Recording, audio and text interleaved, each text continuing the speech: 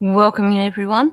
I'm not going to share the image that was on my screen when I got up this morning because we see enough of Daniel as it is without having to... Oh, actually, no, it has changed. I restarted my computer and it has changed to Jack and Lilly.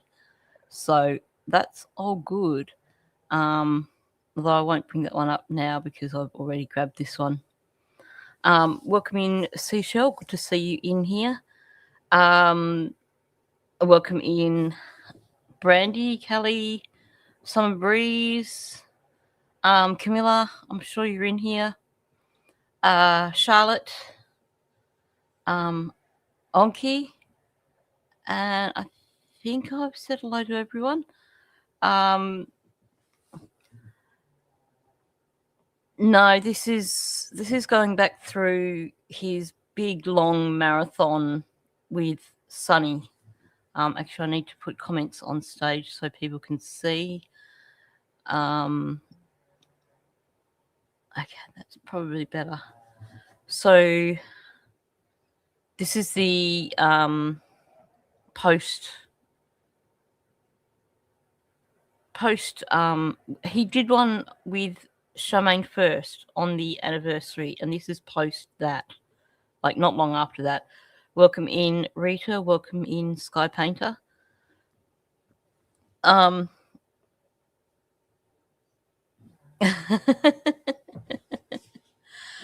It takes a lot of listening. When I finish going through these conversations between Sunny and Daniel,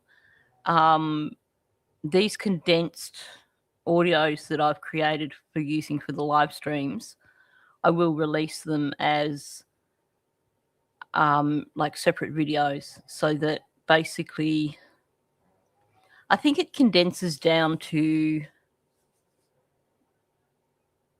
I did it in 3 videos, and I think it condenses down to about 4 hours all up. I removed a lot of the additional commentary and a lot of the additional chatter so that it's basically what you're getting here. Although I need to edit these again just to make them a bit shorter. So I will be making those available when I finish going through. I probably should put the first one out because I finished with that. This is the second one now. So I might edit the first one today and put that out for people to access. I've got to share Brad's wall. This is... Now, I haven't actually edited this in any way. I probably should. But I'm going to share it anyway. So this is... Brad has a wall now. To keep out the Mackenzies and the Martells, which I think is just hilarious. So, well, I'll say we just, yeah. Sorry, I haven't queued it to the right spot, so just bear with me on this one. And so many people, like I said, believe in what Brad's, saying, but it's just too bad. Like, again, the focus is supposed to be on Jack and Lily and finding answers and trying to, find information or something or whatever. Instead, it gets twisted so much in the backside of things. With children go missing, Sammy. Yeah. Yes. It's like, whether her dog nipped at the kids or not, Okay, let me just scroll through. If I start about here, I think. Lily and Jack. Well, look at the picture in Zoom. Here, let me just take the before the police got there. Why didn't she take her dog in the woods then? It probably came Grover. Yeah, absolutely. Well, absolutely, right? Brad sent me a picture of his fortress. I'll put it up on screen big. Here, let me just take the comment down for a second. So this, obviously, normally you could just drive by Brad's home. I'll have to get a better picture and zoom it in a little bit more there. Oh, wow. But yeah, so like normally you guys, there would be nothing there. You just drive by Brad's, right? But look at that. I said to Brad, like last time we were talking about this, I said, "Where's your moat?" That's a Trump wall. What are you I talking was like, about? yeah, it's freaking like, yeah, you're right. It's like a Trump wall, you know? A Trump wall. I love that. That is so hilarious. So way to go, boss man. He really did do a good job. That really is an awesome wall. I would dearly love if Brad could get a better picture of that, so we can, or even do a drive-by of his own property, so we can see exactly what that wall looks like. Welcome in, Teresa. It really is a Trump wall. A problem is, although no, I don't think there's anything there that Daniel can launch himself off and, you know, levitate himself over the wall like he says that he does when he's going over rivers and stuff. So maybe it's high enough to keep Superman Dan out, possibly. But I had to share. And I also, like, I was going to show the picture, but I also wanted to share the conversation about it, because Belinda is so spot on. It is a Trump wall. So kudos.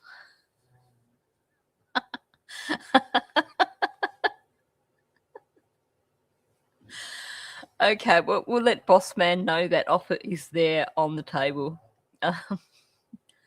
Boss Man, if you need a trebuchet for your Trump wall, there you go. You have the offer. Honestly, we'll happily go and help you dig that moat around your Trump wall. Welcome in, Hugging Demons, Lizette, Clapping Seal.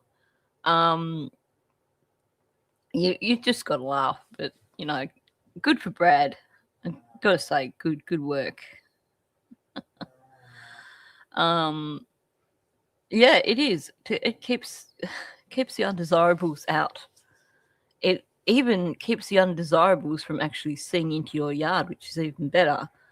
And, you know, I guess that means that we're not going to find any more of Brad's old blankets suddenly appearing around the place. Although he probably needs to put a wall around his fire pit as well, maybe. But he does. Just, yeah. Honestly,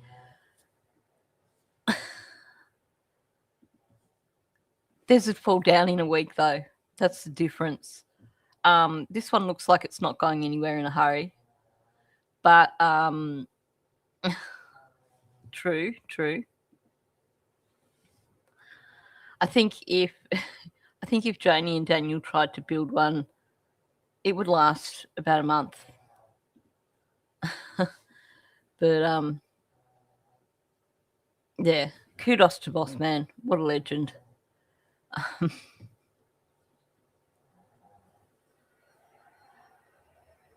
Oh yeah, heck yeah. That's for sure. I think most people, if your neighbour suddenly built a fence like that, you'd be thinking, okay.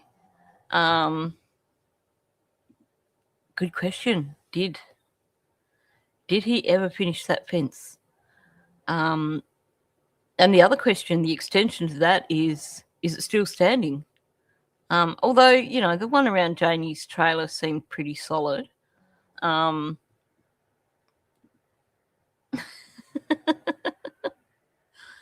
It'd have to be really, really tall to keep the drones out. Oh gosh, I've got to play I just remembered why I've got that whole clip. I've got to play the rest of the clip, because it just goes from crazy to insane. But yeah, now it's like basically, you know, because like, you know, Brad has said, right, you know, with like the Mackenzies, like he's surrounded by the Martell and Mackenzies and stuff like that, you know, uh, recording stuff and stuff like that. And, you know, yeah, well, now it's got the privacy wall. That thing's huge. That's a monstrosity right there. But by saying that too, I mean, you know, I mean, it's still nice. Honestly, it's a twofold because I like the openness, but then by the same token, you kind You of want the your privacy. I know. right? Yeah.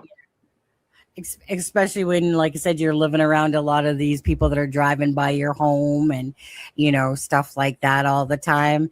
Now it's just like. Now you're going to make us all go out and buy drones, Brad. That's what you're going to make us do. Say, yeah.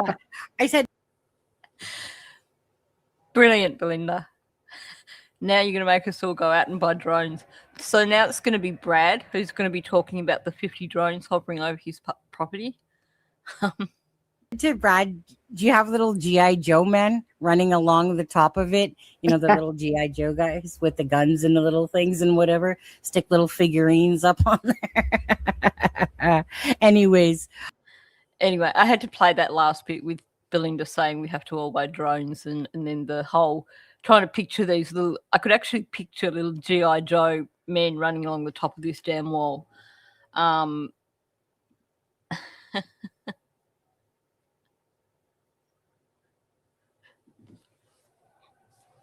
Yeah.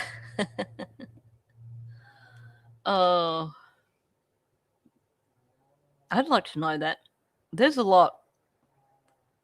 I mean, for Brad, there'd be someone driving along that road every day, so I don't blame him whatsoever. Because he is surrounded by them, isn't he? It was like they're everywhere. But anyway, I wanted to share that because I just thought it was utterly brilliant, and not just the brilliance of Brad building this awesome wall, but just the commentary around it was kind of amusing too, because I can just picture little G.I. Joe men running along the top of the wall and drones flying over the top of it. Yeah. Can you imagine Daniel trying to build a wall with Legos and Lincoln logs? They're probably going to try now. They're probably going to go, we've got to do a wall better than Brad's. Because, Janie doesn't like people driving past. She gets upset. Well, I know. I think if there were a lot of looky-loos constantly driving past my place, I'd get upset too. But, oh yeah, he knows how to build a super-duper fort. So maybe he can just build like a construction using all pine tree branches along the front of the property. That'd work. Not. Anyway, I will put Lily and Jack back up. Okie dokie. I'm going to just jump straight into Daniel's. There you go. There's a problem. And you've got to have the motivation. Clearly, as much as Daniel and Janie like to crap all over Brad, who's the one that built the wall? Like, I'd like to see Daniel actually function for long enough to build something like that. Can you picture it? Daniel's big wall along the front of Gairloch Road, built from pine tree branches, all just kind of squished together, kind of, sort of. And then all the bits will die off and they'll just be branches. Oh, it is unreal. Hi, Dawn. Good to see you in here. Oh, yeah. There's cabins in the woods. Sure.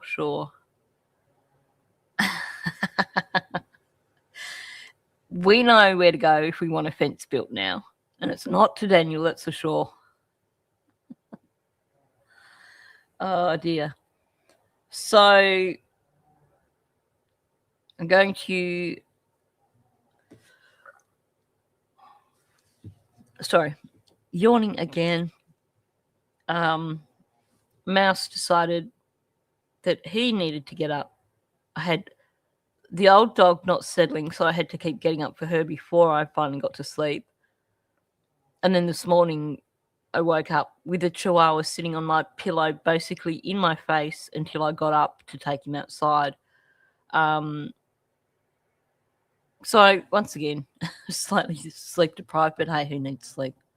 So good. Let's just jump into Daniel's audio. Again, I ran it back a little bit just to get a bit of context. But I couldn't just not speak out. It's just not in me. It's always in me to do the right thing. And the right thing is speaking out, because Sorry, but that cracks me up every time I hear it. I couldn't not speak out. No, you couldn't, Daniel.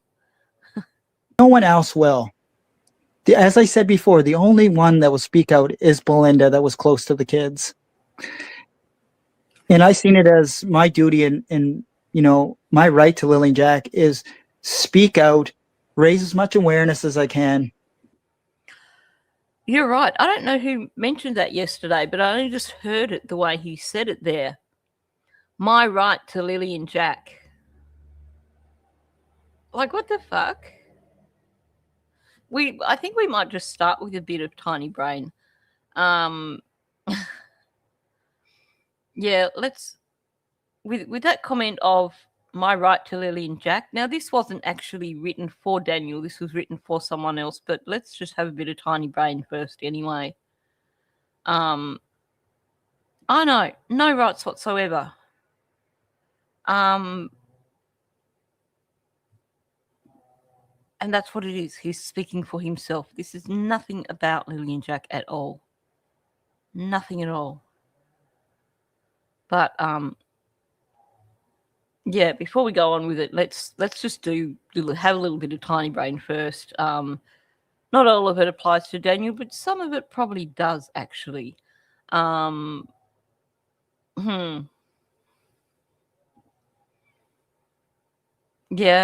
oh, definitely. That it was nowhere near safe for those children. Massive gap where they could have just gone straight through. And then there were boards lying around. Yeah, exactly. He's such a hypocrite. Anyway, let's have a little bit of this before we go on with it, just to give us the strength to get on with Daniel's thing.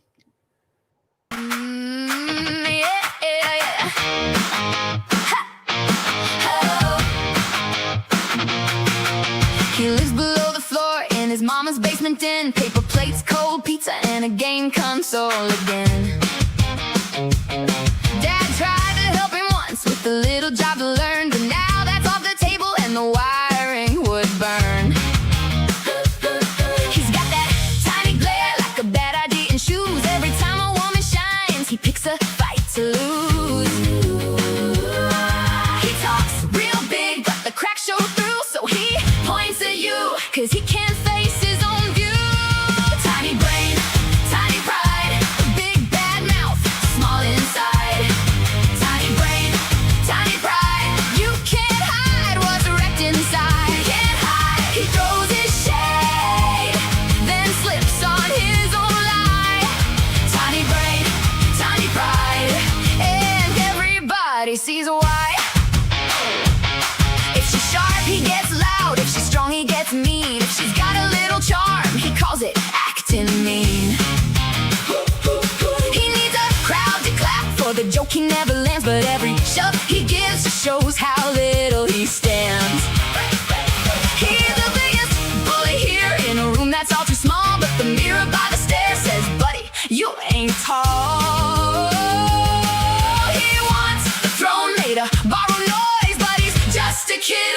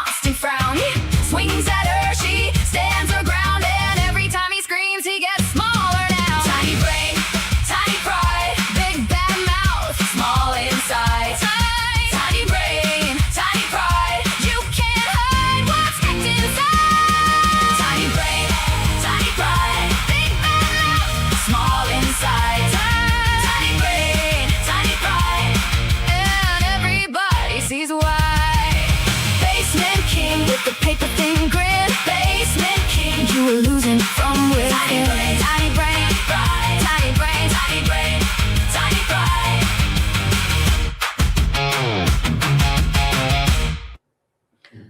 There we have it. So true too. There was crap everywhere. I mean, you look around the side of the trailer, like on the side where those little kids' ATVs were, and there was no attempt there to. Oh, damn! I didn't change the battery. Okay, my audio is about to cut out, so I'm going to just quickly. Let's go back to back. Sorry.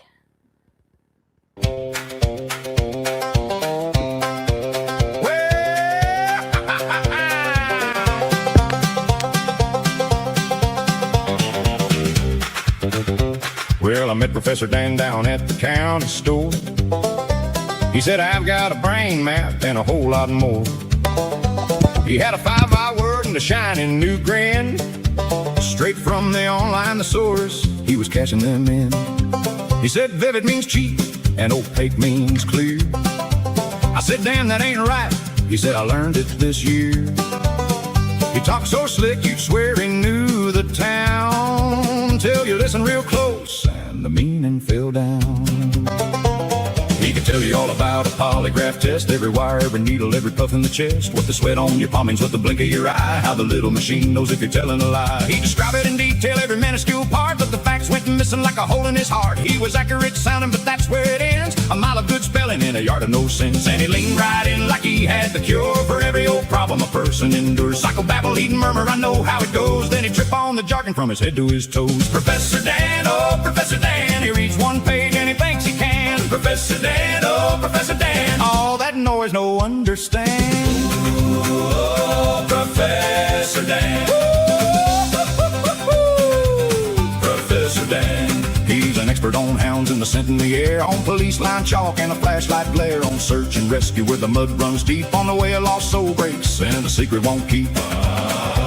He'll talk addiction, trauma, ADHD, like every psychiatrist calls him up for free. Doc, what's your advice? He'll say with a grin, then he'll answer himself before the truth gets in. Professor Dan, oh, Professor Dan, he reads one page and he thinks he can. Professor Dan, oh, Professor Dan, all that noise no understand. Oh, Professor Dan. Professor Dan. Well, he's got every answer in a digital pile, but the more he explains it, the less it feels like he's got confidence, sure, and a dazzling pose. But he's mixing up wisdom with the words he chose.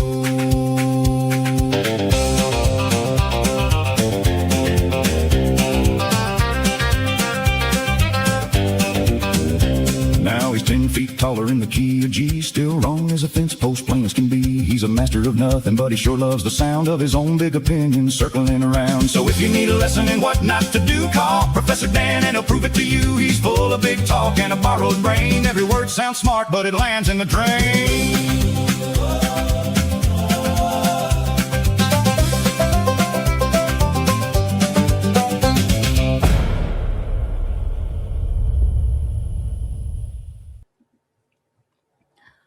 Okay, sorry about that, guys. I need to somewhat. Oh, now my headphones aren't working. Hang on. I honestly need to find someone who can actually set up my or help me set up my focus right. God damn it. Honestly, if you're ever setting yourself up with audio, don't waste money on an iRig. There's supposed to be the iOS ones that you need, but they're just a pile of crap. For the amount that you pay for them, you can get something way better, in my opinion.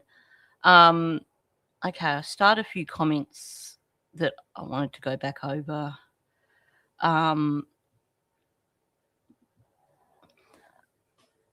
Yeah, well, it's interesting because on one hand, she's saying that they never went outside. Okay. But at the same time, I noticed in the documents the other day, there was a comment that she'd made about if they were out the front, they were supervised, like at the front of the trailer or something like that, or they didn't go out the front very often, or I'd have to look again. But they contradict themselves so frequently. And yeah, Kelly, I think I wouldn't be surprised if their release did help them get the property ready. Okay, I really want to throw this iRig out the window right now. Yeah, I think you are so totally right about that. They try to give this narrative of them being outside and being fully supervised, but then they keep slipping up and giving away that they weren't.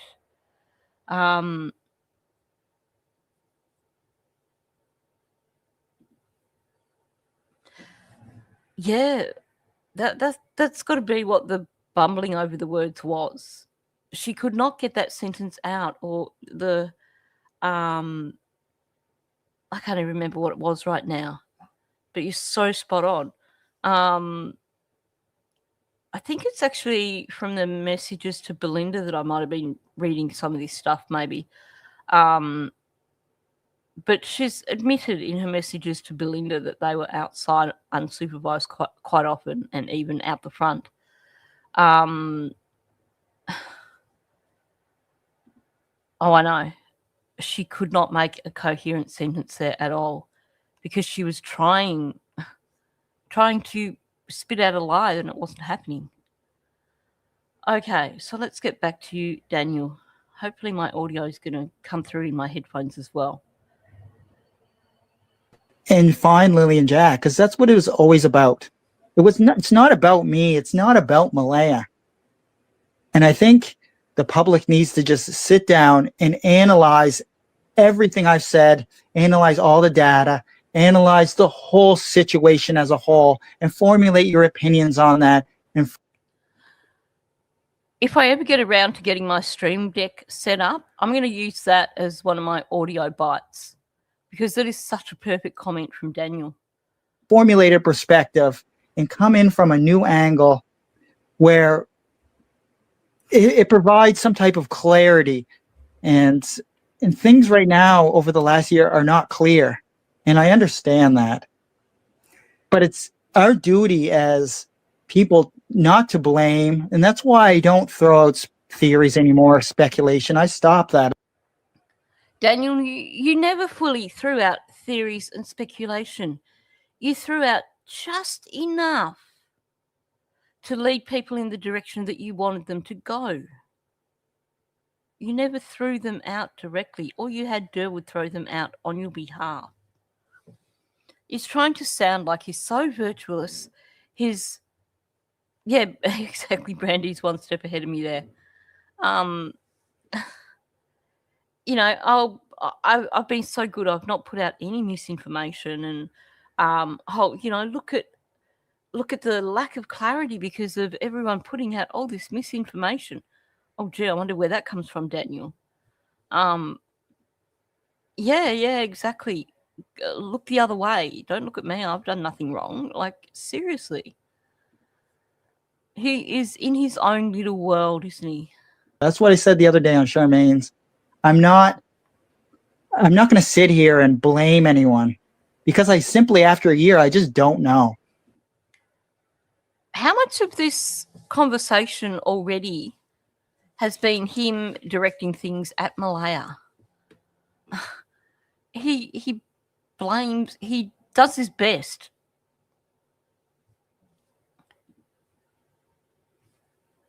Yeah, exactly.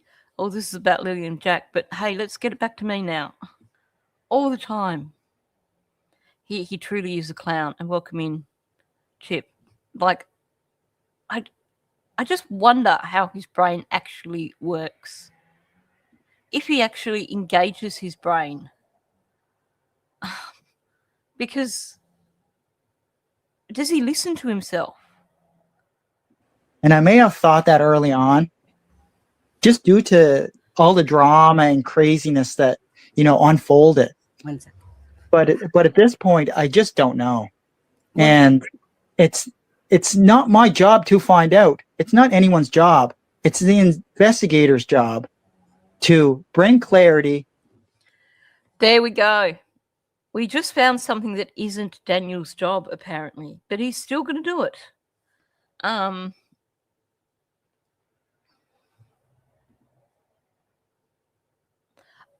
I think it was convenient for him to blame her because she wasn't able to defend herself.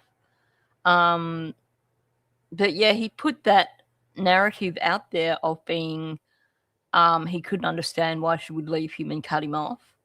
And it does sound like it was unexpected.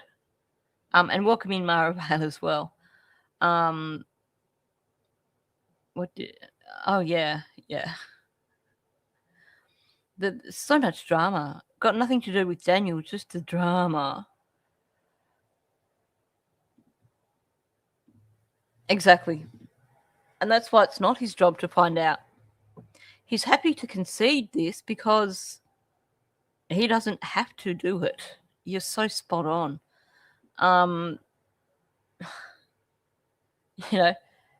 First of all, it's all about him. It's not my job. It's not up to me to figure out what happened to Lily and Jack or bring them home. And then he's like, it's not anyone's job. This is directly aimed at every single YouTube channel, every single person on Facebook, every person who has been talking about this case for the last 15 months and trying to get answers. I know, why even ask that question? But it was a two-sided thing for me. First of all, you wouldn't go back to Daniel. But also, honestly, I think there's a level of guilt, level of trauma. She doesn't want to go back there because that's where it happened to the children. Whatever it is.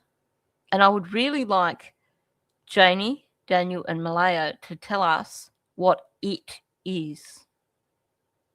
Because Janie showed us where it happened. And Malaya spoke about it happening. But they've not really elaborated on what it is. Yeah. You're spot on about that. I can't remember what the response to that was. Got it. She couldn't talk about that. Yeah. That's one of her go-to lines by the sounds of it. She couldn't talk about it and it shouldn't have happened. Yeah, what is the it?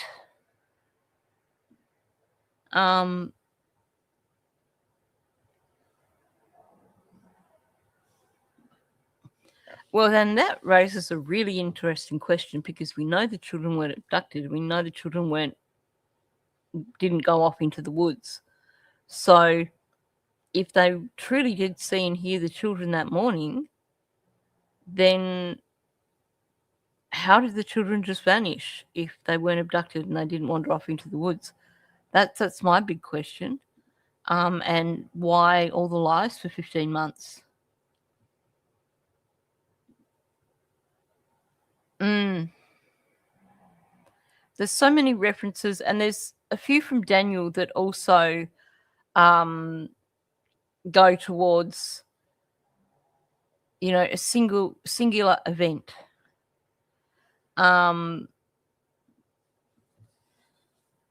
Anyway, let's have a bit more of this. Daniel being the expert, and it's not his job. Whoops, that's not what I meant to do. Jack and Lilly home. We can all try. There's no harm in trying. Okay, hang on. Go back a little bit. Just due to all the drama and craziness that, unfolded. One sec. But at this point, I just don't know, and it's not my job to find out. It's not anyone's job. It's the investigator's job to bring clarity and bring Jack and Lily home. We can all try. There's no harm in trying. That's what we've all been doing. He just contradicted himself. It's not my job and it's not anyone's job. It's the investigator's job. But we can all try. So actually, he wasn't saying it's not his job. He was saying it's not officially his job, but he's taking it on as his job. Oh my gosh. He called you a moron, Brandy Indy. Yeah, not so much. I think if anyone's the moron, it's definitely him. But the investigators have the resources and the know-how and the professional skills to do what we all want. To do what we all want. Not how he had to pause before he could say that. Because he found it hard to say what he wants them or what we want them to do. Because in his brain, he doesn't want them to solve this case. He doesn't want them to find Lily and Jack.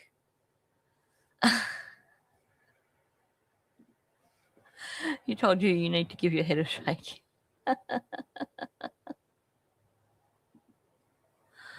Oh dear. Seriously? He can't help himself.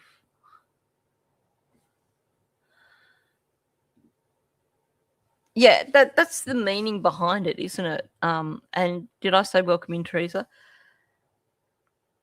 He's a lot of word salad to basically say that he doesn't really want anyone to find them. But he's trying to make it sound like he's saying, oh, as much as we want it to happen, it's the detective's job. But you nailed it spot on. Oh.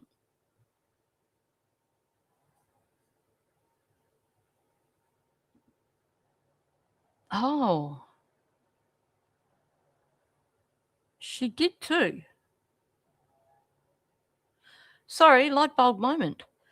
I did feel there were a lot of things in Malaya's interview that were gleaned from Daniel and Janie, and I hadn't picked up on that. Good point.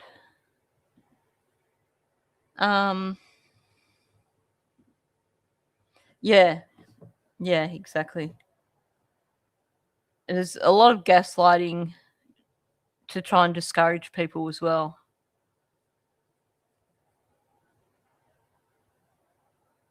Yeah, and she did. She said this is where it all happened and gestured at the driveway.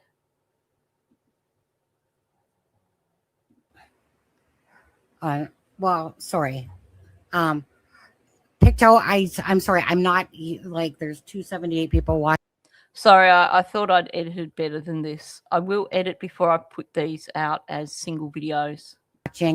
I'm trying to listen to Daniel. I'm looking at a few things in chat as I see something. Maybe if there was a question that you wanted to ask Daniel, then feel free on this one.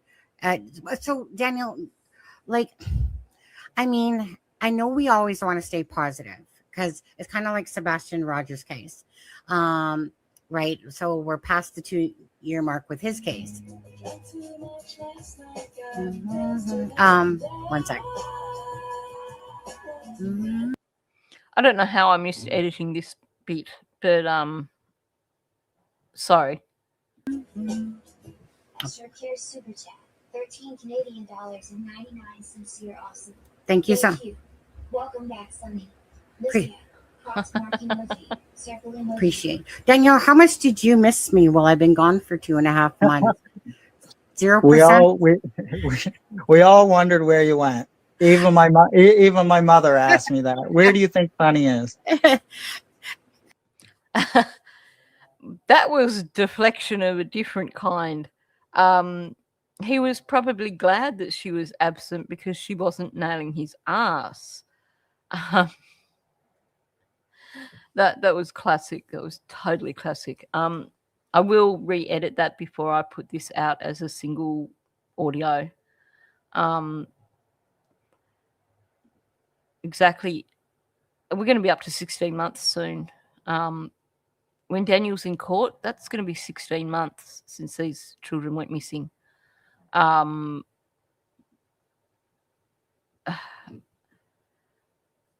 It's too long. It really is.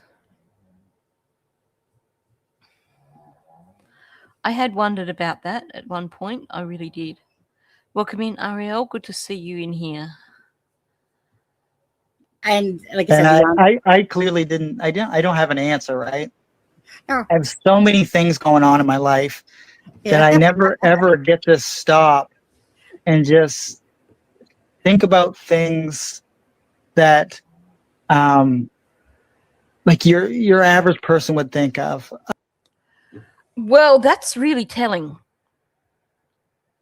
So he says that he's coming out doing all these live streams, all these interviews for Lily and Jack. He says that he's advocating for Lily and Jack. But he's just basically turned around and said he doesn't have the time in his life to actually put thought into this kind of thing. He says, I never ever get to stop and just think about things. He's telling us that Lily and Jack aren't even on his mind. He doesn't try to stop and think about them at all because he's got better things to think about.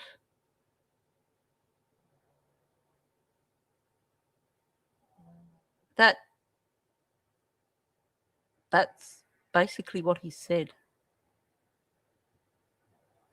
I have so many things going on in my life. I never, ever get to stop and just think about things like your average person would think of. Translation, I can't be bothered sitting and thinking about Lily and Jack. I don't think about them. I just go on with my mathematical stuff and put them to the back of my brain. I mean, you have people who've never met Lily and Jack who are physically and mentally exhausted. I hear so many people saying how exhausting this case is mentally. And you have Jack here, Daniel here saying, yeah, I'm too busy to think about them, really. Unreal. I can't wrap my head around someone saying that. I mean, I can with Daniel, but I still can't, if you get what I mean. I have so much going on, and just trying to, remain mentally healthy for, my kids and all my loved ones in general. Do you get to see your own kids at all still? And again, yeah, doing what? Doing absolutely nothing. Again,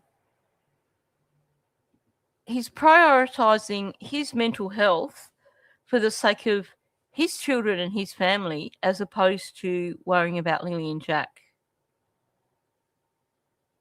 I can't let myself worry about Lily and Jack because my priority is to focus on my mental health for the sake of my children. The ones that are alive that you didn't kill, Daniel. Oh, sorry, that was pretty blunt. But hearing that come out of his mouth, there are some times when I just become utterly disgusted with Daniel.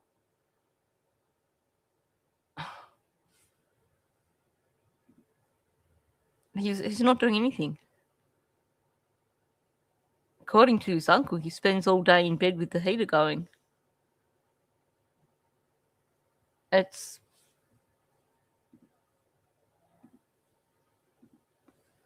Whoops. It's utterly unreal. See, Daniel, the difference is your children aren't missing. So you saying that it's more important for you to focus your thoughts around your children as opposed to Lily and Jack who are missing? And you wonder why people get upset with you.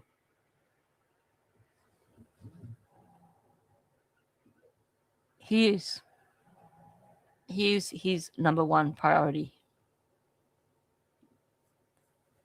And Lily and Jack interfere with that.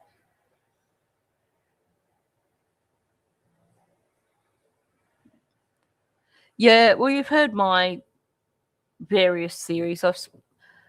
I threw out the dog theory pretty quickly. I don't believe that at all. The hit by a car, I've mostly put that aside now. Them getting into some sort of drugs, certainly something that is a high possibility. And you got to look at other things like, the possibility of hypothermia.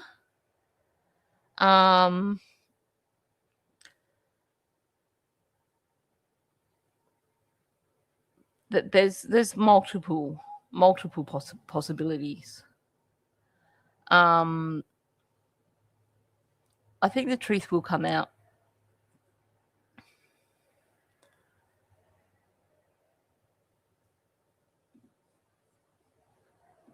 Or no? No. Like, can Just- you talk to them on FaceTime or something? No, just due to the fact that there's so much stigma that surrounds me. This case? Yeah, and I don't want to put the pressure on them, because they moved at the exact same time of the disappearance. They moved to a different Yeah. city. Yeah. Right. And So deflection here. We've actually heard outright that Daniel's ex-wife won't allow him to see the children because of the stuff with Lily and Jack. So he's going to deflect here and basically say, he hasn't seen them because, well, first of all, they moved, and he doesn't want to put pressure on them, and poor kids. It's just me being a considerate father.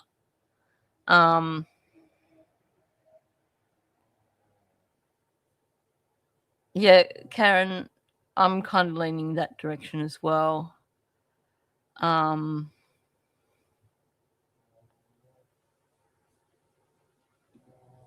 Yeah, Daniel wouldn't cover for Malaya or Janie. Not a chance. they had to make new friends, and when you make new friends as a kid, especially with my daughter about to turn 10 years old, having the same last name as me, that puts a lot of stress on my ex-wife with meeting, the kid's new friend's parents, right? Like, do you have a restraining order against talking to them? Or No, I have no restraining orders on me. No. Okay. He just fell short of naming his daughter. I really do hope that his ex-wife does change their last names. Especially when you get him coming out here publicly and telling people his daughter has his last name and she's just turning 10. Good on you, Daniel. So your daughter's starting a new school and you don't want any stress, but you're just going to let people know that little bit of information. Like, what a dumbass. He's not protecting his own children in any way. He's more interested in himself than in protecting his own children.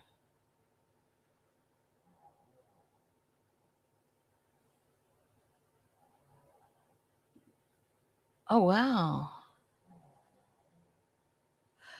I wasn't aware of that. Was that in a chat somewhere, or I think there is this idea that he can beat all this.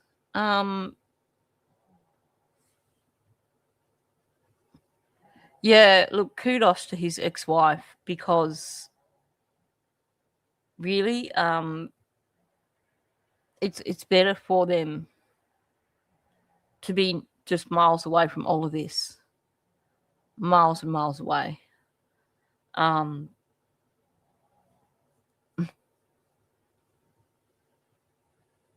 The restraining order. It's interesting he's saying that he's got no restraining orders on him, because we do know that at the time of this interview, he wasn't allowed to go anywhere near the reserve. So maybe it's not called a restraining order. Maybe it's called something else.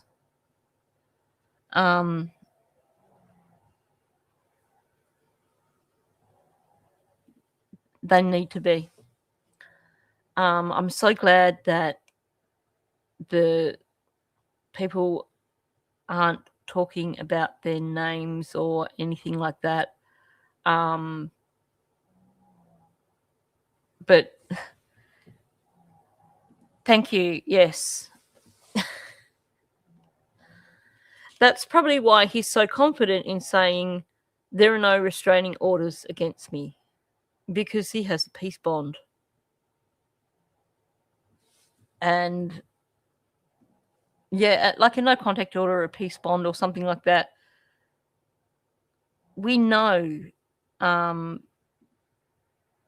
sometimes they call it a personal protective order. So I think looking at the different names that you could call it, because other times he's a bit evasive. So I think he's just jumped up straight away and gone, yeah, it's not a restraining order. But we know that there are orders against him, which at the very least keep him away from that reserve. Okay. No. Yeah, I was just, I mean, obviously, you know, just as a parent, regardless, it's just like, you know, I mean, Everyone close to me, or everyone who knows me, or family member or anything like that's been attacked on some kind of level, right? Do you mean all your sock accounts, Daniel, have been attacked on some kind of level? Because if you're going to come out on multiple sock accounts, then you need to expect that you are going to be attacked. But in terms of, you know, everyone close to me or everyone who knows me or family members have been attacked, are they the same people that have been coming out and pushing the same narrative as you? Because if they've involved themselves in this case, given that the spotlight is on you, Daniel, I don't think they should be complaining too much. Good to see you in here, Fred.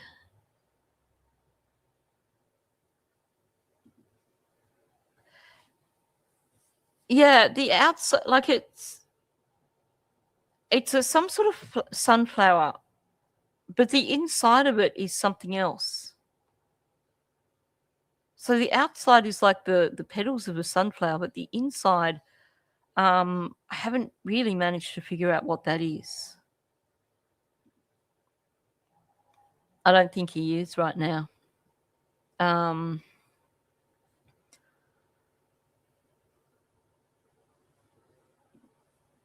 I know. How many cases have there been? I couldn't even begin to guess how many cases there've been where they've been, oh, the kid wandered off while I was asleep. That's always a red flag for me.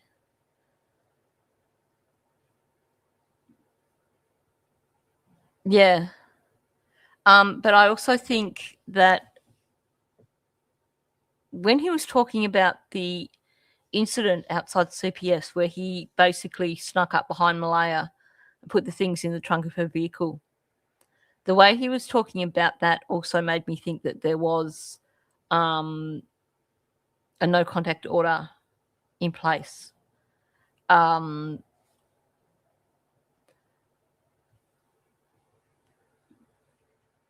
Yeah, Janie has said, and Janie again has given Daniel away. Oh, thank you very much, Summer Breeze. Very much appreciated. Definitely appreciated. Janie has given Daniel away because she speaks about her grandchildren and that she's been told she can't see them right now because of Lily and Jack's case. And I gather from the way she was talking about it that it was CPS told her that.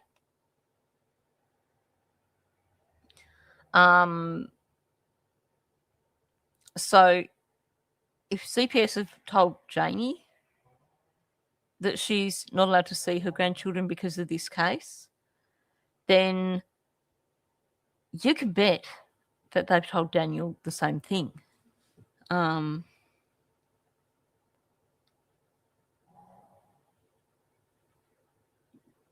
on. Section 810 under Canadian Criminal Code, not a finding of guilt enforceable by all police up to 12 months suspected of causing harm or damage, which is, I need to scroll back up now. Is this the no contact?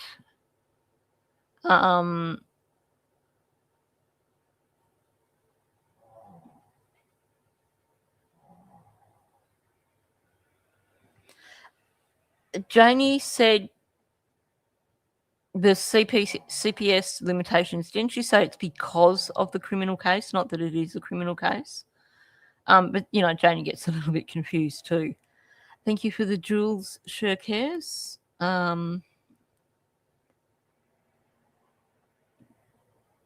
peace bond.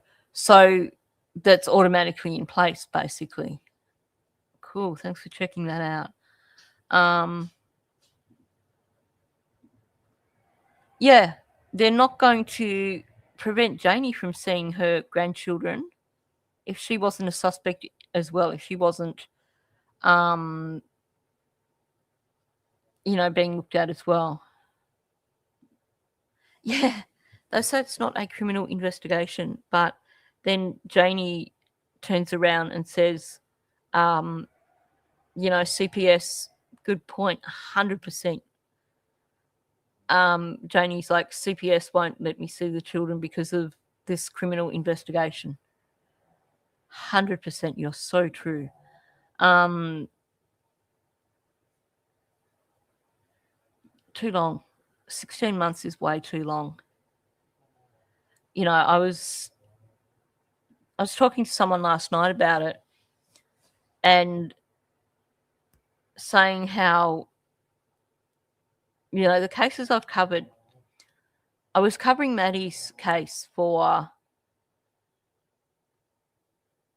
probably around 16 months or so. But the difference there is that Maddie was found within, I think, 5 days of her going missing. Stephen Stearns was arrested even before then. So with Maddie's case, the focus was on going through FOIA reports, on going through interviews and things like that while we waited for trial. It wasn't this endless thing of where is the children. I think that's why this feels so much longer.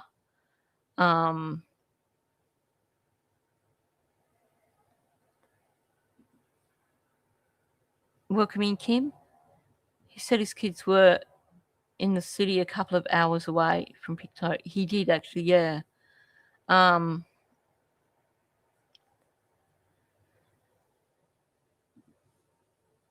Yeah. And I think once that admission was made by Daniel's children that all that sort of stuff, that's when they would have said, yeah, no, these kids aren't going to see Daniel or Janie or... So often I think about that. Like, he was...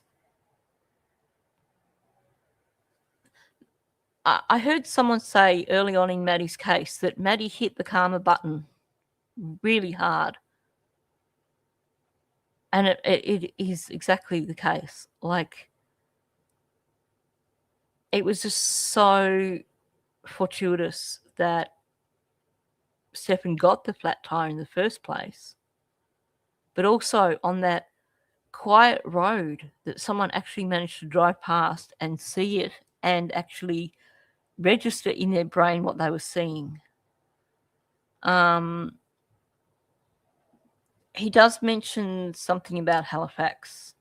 So I think it probably was.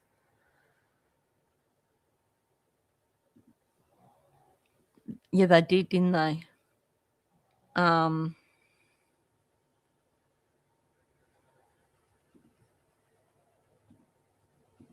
It truly was a miracle with Maddie. You know, just things came together in the right way. She could have been out there a really long time before they found her, if they found her. But if Stefan didn't get that flat tire, I don't think they would have found Maddie because she wouldn't have been in that location. I have no doubt in my head whatsoever that he was heading for one of those lakes. Anyway, let's...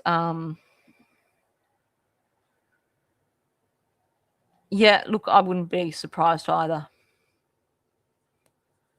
They both are lacking in... Yep. It's a sobering thought. Maddie was such a beautiful child.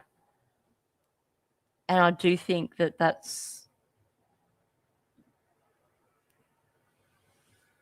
He had to move Maddie because he had to change the tyre.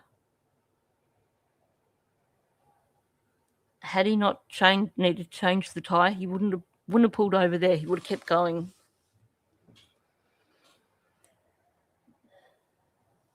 Yeah. My heart is still so broken over what happened to little Maddie. She never deserved that. She's such a beautiful child. Anyway, let's get back to Daniel. Yeah, like, I mean, I know that a lot of people, you know, like, I mean, I know your ex's name. Never really dived into anything like that stuff, you know, with regard to the case, obviously. Honestly, besides like the messages you put out with Taylor there, you know, making comments about, you know, their names and stuff like that. Actually, I think I still remember them, to be honest with you. But one second, I'm just going to scroll down for a sec because Pictor was giving me slack saying, well, I'm not going to talk anymore because none of my questions are being read or something. I will re-edit this before tomorrow. I do apologize for that. Something like that. And Cheryl, thank you. Mwah, love you. I know there's a lot of questions coming through, Sonny, and there is. I'm happy to answer every single one. Okay. Like, as long as they don't dive into anything that I'm not allowed to speak on, right? On the court case. And again, as long as they don't dive into anything that I'm not allowed to speak on, right? Yeah, let's all dive in, Daniel. You're allowed to distract. I am happy to talk. I will talk about Maddie all day. You know, I couldn't talk about her for a while after Stefan was, well, not exactly convicted, but after he entered his no contest plea, because I was just so heartbroken over the way that went. But you know me, I don't think Maddie got justice, and I'm not shutting up knowing that Jen is walking free and got away with that.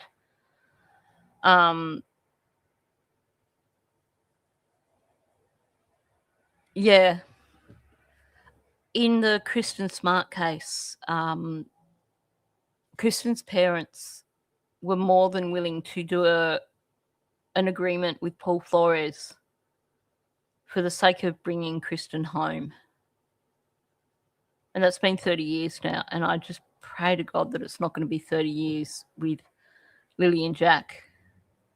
They shouldn't be out lying wherever they are. They should be properly put to rest.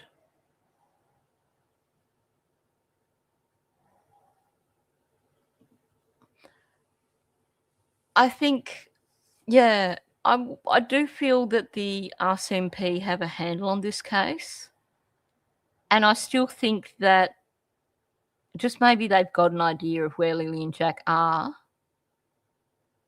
And that when arrests are made, we're going to see some warrants being served as well. I'm really hoping that's what we're going to see. I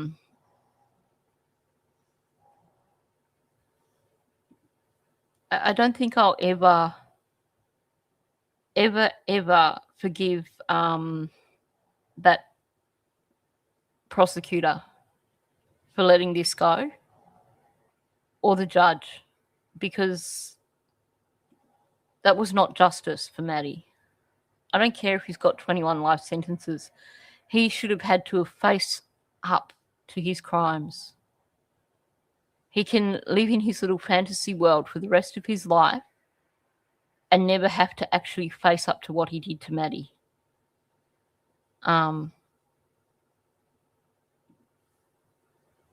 Yeah, that's what it comes down to, isn't it?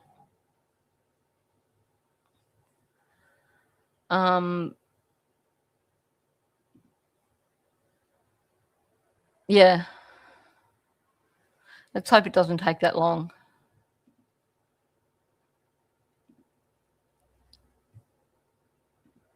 Judge Carson, I lost all respect for him. I thought he was supposed to be a good judge. I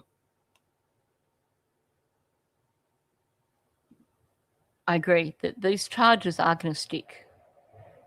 And I think maybe then, when arrests are made, people might want to consider, people who know where Lily and Jack are might want to actually consider offering that information up, because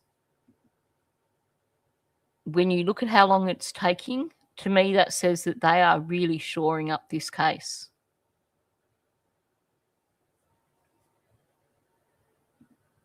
I agree. Janie's the weakest link. She leaks so much information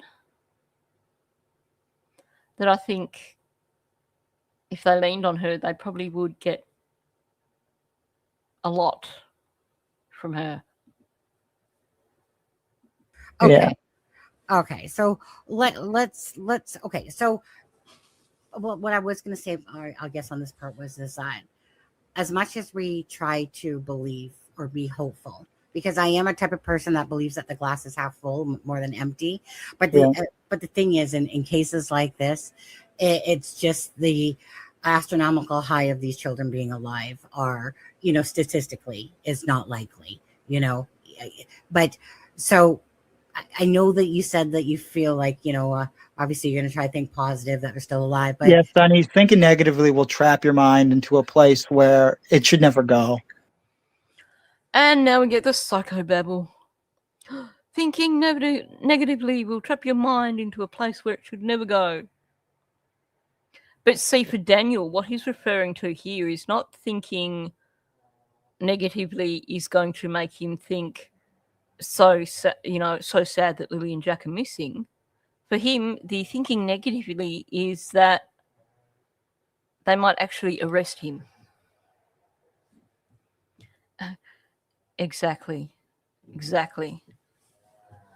He really, really ticks me off sometimes. In fact, a lot of the time, he really, really ticks me off. Honestly. But unfortunately, Daniel, with these cases, these type of cases, like usually with one child, it's but Sonny, but when you're in the middle of it, you should never speak negative. You should never think negatively. What he's doing here, he's actually trying to deflect. He's trying to prevent Sonny from pointing out the simple fact that if you actually do a victimology on Lily and Jack, it will straight away show you there's no way in any scenario that these children were abducted. The chance is like 0.000001 or something like that. And he knows that. So he's trying to stop Sonny from actually being able to point this out because it reflects directly on him. So he's turning it and saying, well, we've got to think positively. Don't think negatively. I think that's the case. I think that is exactly what he's talking about here. He's staying positive because it's basically, for him, he wants to stay positive that he will never get arrested.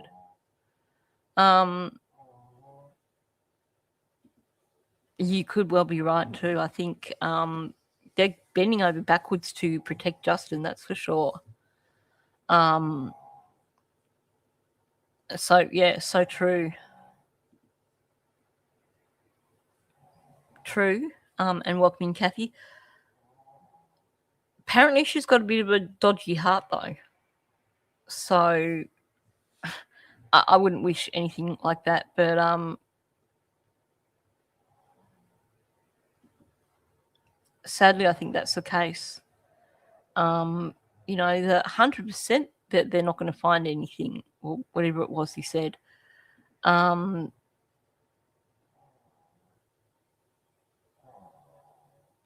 It is a huge red flag. They don't lightly take away parental rights from someone. It's not something that you can get away with doing unless you've got really good cause. I have a different perspective than the community has. That's fair. And same as Malaya. Malaya has a totally different perspective than even what I have. Well, right? He doesn't. How does he know that Malaya has a completely different perspective than what he even has? Because he hasn't spoken to her in 15 months, apparently. We know you have a different perspective, Daniel. Our perspective is to find out what happened to Lily and Jack and to have these children brought home and put to rest. And we know that's not where you're coming from with all this. Yeah. It does seem that way, doesn't it? That he's speaking for her and she just lets it happen.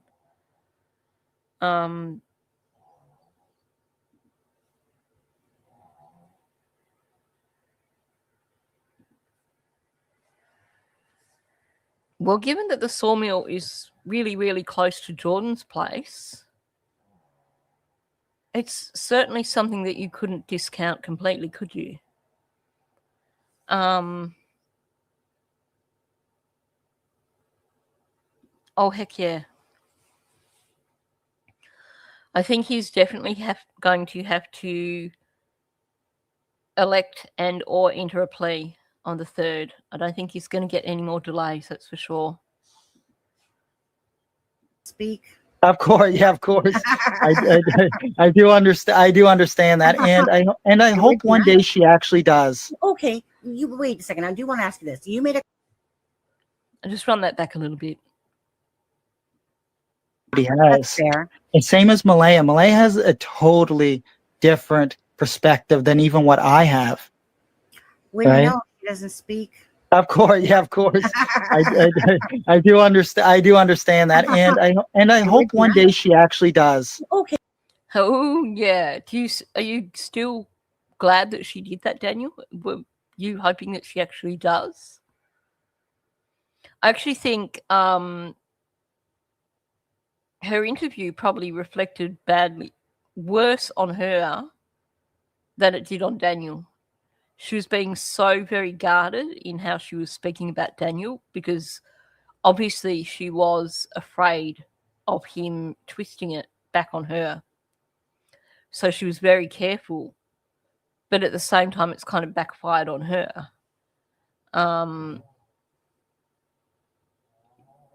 I think given the 6-week wait, that touch wood, the judge won't allow any more postponements. I'd love to hear his thoughts now that Malaya has spoken out. You wait a second. I do want to ask you this. You made a comment on Charmaine's channel. Yes. You said something about, well, if Malaya does speak or something like that, that you can weaponize whatever she said. What did you mean by that? The way CPS is structured.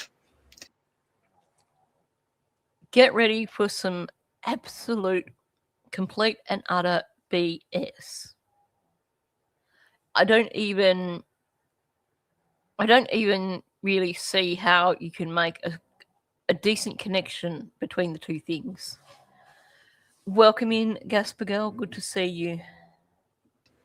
It's a very minute thing where, unfortunately, they pit both parents against each other.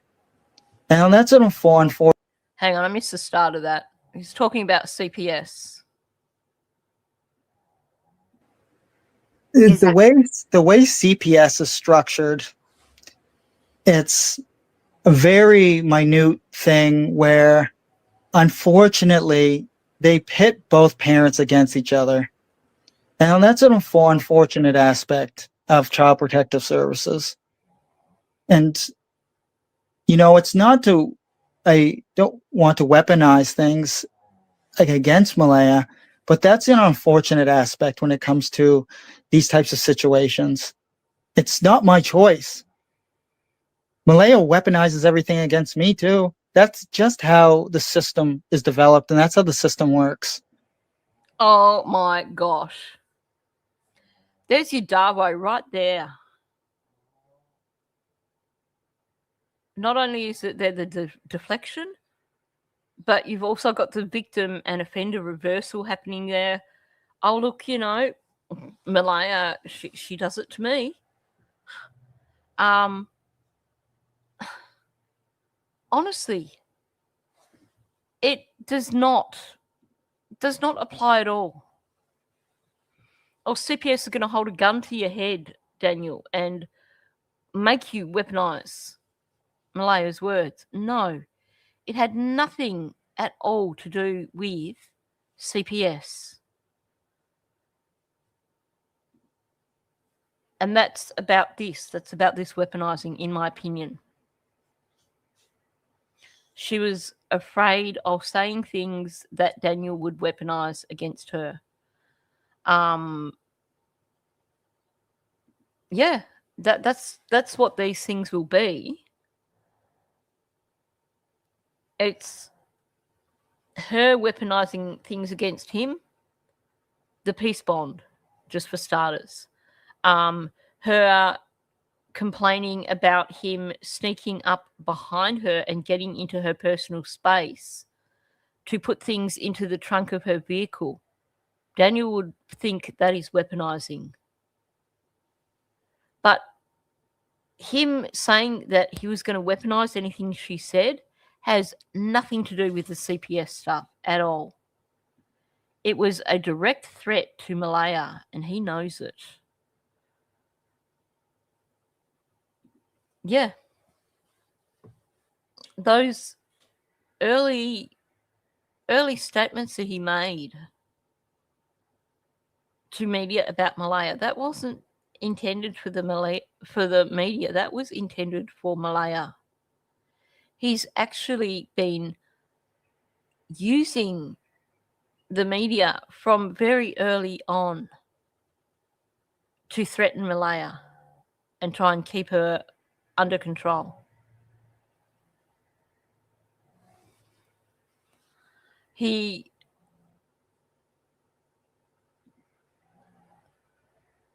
Yeah, exactly.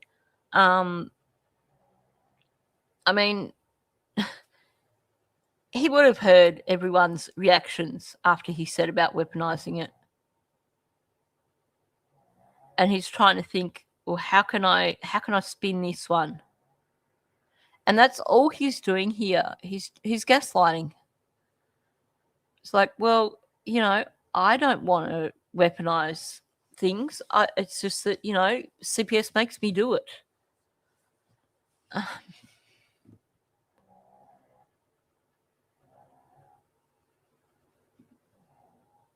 She does. If he's got her scared to the point where she's worried about him weaponizing her words, she needs to just come clean and tell everything to the RCMP. Oh, hell yeah. Hell yeah. I mean, when you actually look at the reality of this, it's ironic that he's bringing in the CPS staff because he was weaponizing that as well. Yeah. It's like, I'm just playing the game. Don't blame me. And, Malaya does it too, so that makes it all good. Now, I do believe Malaya probably has weaponized things against him.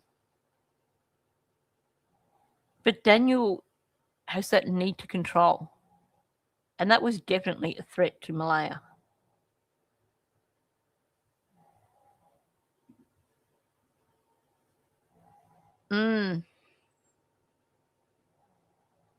Exactly.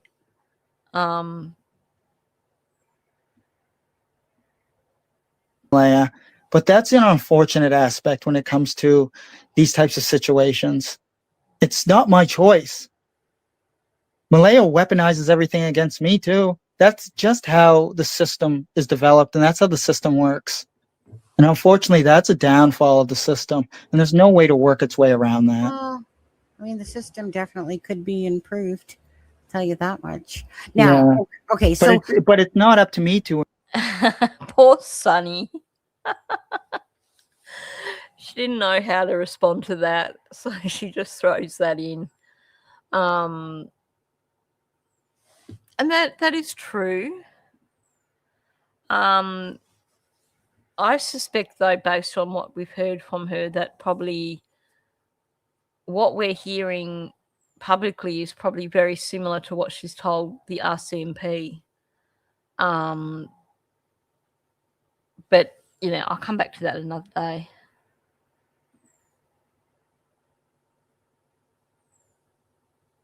Oh, I agree.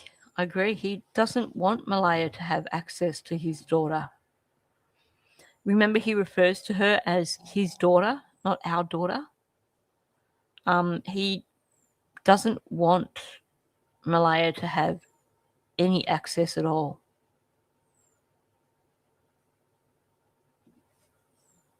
Yeah. Exactly. And I think they both think that they're going to get away with it. Improve any aspects on the system. I don't have that control, so I can only go with the protocols and guidelines and what can be done, right? From my perspective, she has her. I'm just going to run that back. It's a bunch of word salad, but let's listen again. And that's how the system works. And unfortunately, that's a downfall of the system, and there's no way to work its way around that. well, I mean, the system definitely could be improved. I'll tell you that much. Now, okay, But it's not up to me to improve any aspects on the system. I don't have that control, so I can only go with the protocols and guidelines and what can be done, right? from my perspective. She has her own perspective, but that's just the way the system is developed and the way the system is conducted. Pulling out those words there, aren't you, Daniel? Protocols and guidelines and perspective, and that's how the system is conducted. Sorry, I just have to snark at him occasionally. I know, he can't help himself. He's just got to pull out those words.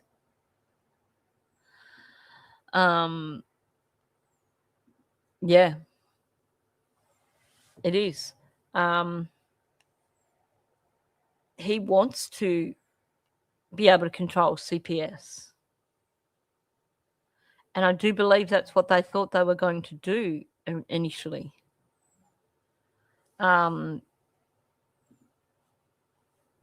I think the goal was originally to make sure that Malaya lost custody of baby M and that Logan was going to sweep in. And all that went to, in Daniel's mind, that all went to shit and didn't happen. And he's realising he's got no control over what CPS do.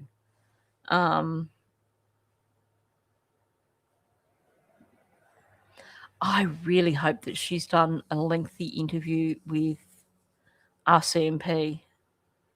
I heard mumblings that maybe she had been interviewed with regards to the CPS stuff. But, yeah, I really, really hope that she's also been interviewed.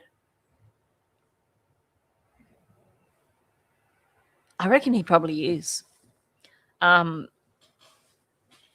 Originally we were speculating that he would have been coming out and doing another live stream after Malaya spoke. But I think his silence tells us a lot. He's definitely crapping himself right now.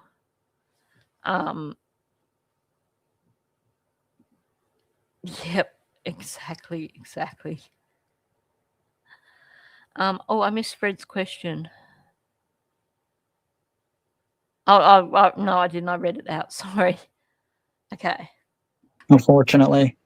Is there anything yourself, Daniel? For yourself, is there anything that you could say of why people should, not that you can force them to, because obviously people are free will, but is there anything that you feel like you could say that would make people see you in a different light of having any involvement to do with Jack and Lily?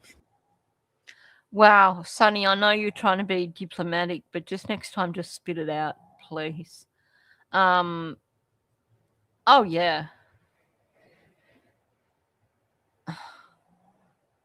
He's definitely going to play not guilty. I think he would prefer a bench trial because he would not like the idea of a jury of his peers judging him. Although the other side is maybe he'll look at it and go, I can hoodwink these people. It's got to be severe. CPS don't cut off all access like that usually. So that's, that really says a lot. That's a good question. That's a really good question.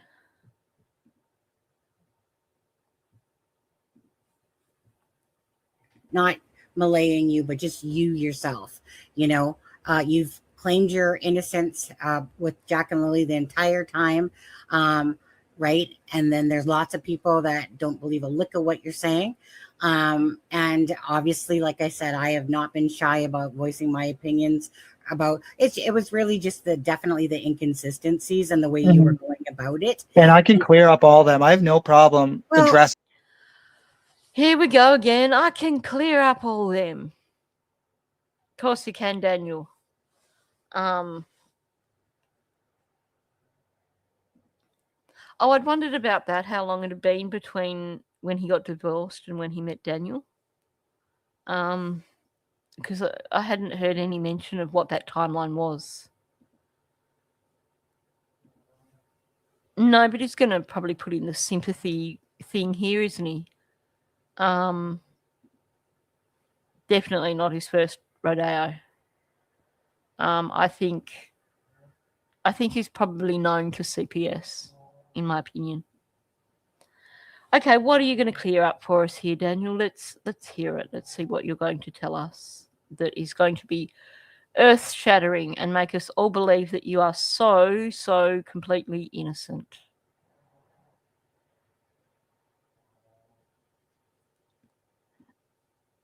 Actually, that's a good question, because apparently someone has claimed that she's on the reserve not far from Malaya, which to me suggests that Malaya would know her location. I may be wrong, but that was sort of what I was thinking. I think you're probably right, Karen, because he's certainly unapologetic about anything to do with it before Lily and Jack. So you're probably 100% correct. And there's lots of people that don't believe a lick of what you're saying. And obviously, like I said, I have not been shy about voicing my opinions about it. It was really just definitely the inconsistencies and the way you were going about it. And I can clear up all of them. I have no problem addressing anything that you want to bring to light. What is it? What is it that you feel, if anything, that of I feel a lot, Sonny. I feel a lot, and I was going to say, I know, and it's a tough question because no matter what you say, we're all going to still kind of like, I'm always willing to change if information is changing, for sure. I'm not stuck on one particular idea. Is one most likely? Yes. Am I stuck on it? Like, I'm just gonna, yes, I've dug my heels in how I feel about this case. Right. I'm frustrated with it. Jack and Lily, they're beautiful children. They deserve answers. They deserve to be outside playing right now. They deserve all that stuff, just like all children do. But is there anything that you feel that you feel like that you could say that might change people's minds about you not telling the truth versus that you're being truthful? Because you're kind of at that point where, in all fairness, Daniel, where pretty much most people don't believe a lick of what you're saying, and it's because of the inconsistencies. I've forgotten the question now. Okay. What was she asking him? I will definitely go through and re-edit the audio after today's live stream, because I love Sunny, but sometimes she just goes off at a tangent and over-explains, and then I get lost.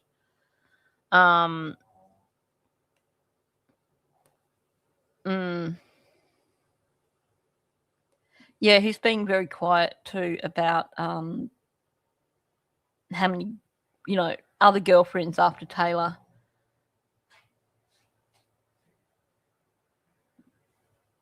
He didn't interrupt to agree that Lily and Jack deserve good things. He's so right about that too. Okay, what was she asking? Oh, is there anything you could say to change people's minds? Right, gotcha. Sorry. I got lost in, there was a lot of chatter going on there. It certainly sounds that way, doesn't it?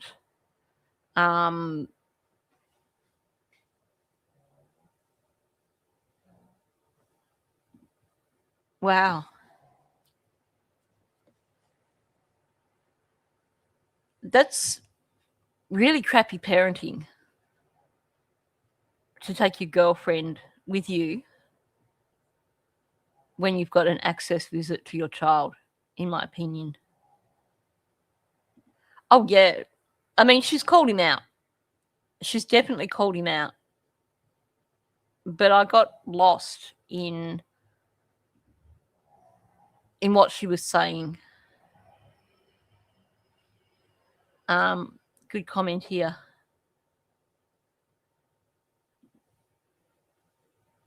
True, true. And that's what she's trying to achieve. She is trying to put him at ease and give him that opening. So I get what she's doing, but I still kind of got lost in it.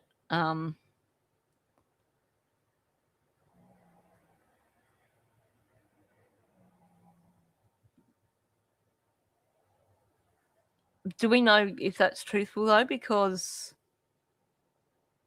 I kind of wouldn't be surprised if they had planned on turning up with the dogs while he was at his visit. I could be wrong, but yeah. But I mean, I could clear up any inconsistencies that you bring to light. I have no issue doing that. And the biggest thing I want to clear up is I never ever abused any women or children.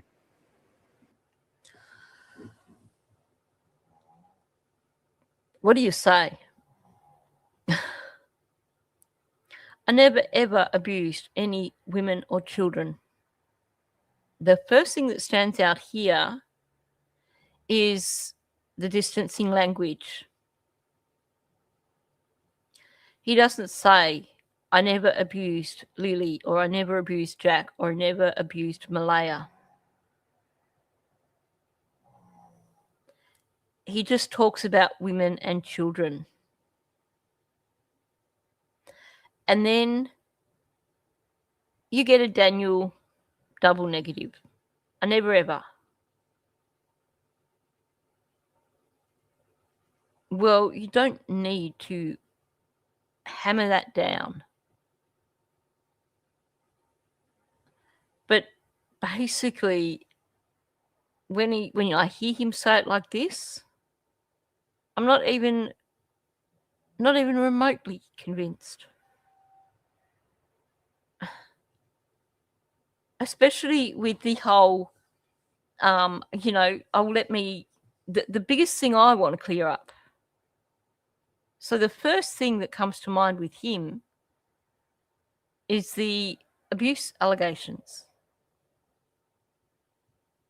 But the way he says it, he gives himself away in the worst possible way. Yeah, it is generalization. It's distancing language. Because, and you will see this so often, when someone is being evasive, when they do not want to give a direct lie, that's when you get suddenly the pronouns will vanish, or suddenly it becomes very generalized, very distancing kind of language. So I've never ever abused any women or children. Nothing to do with Malaya and Lily and Jack. It's easier to lie if you don't throw the names in. And here's the thing. He did the same thing to Taylor.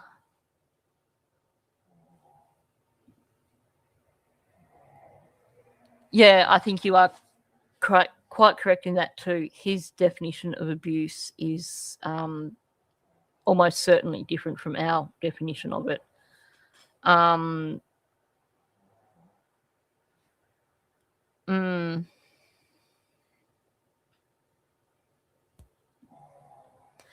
Yeah, I think you're correct. For him, the things he's doing in his head, he's minimizing it. They're not abuse.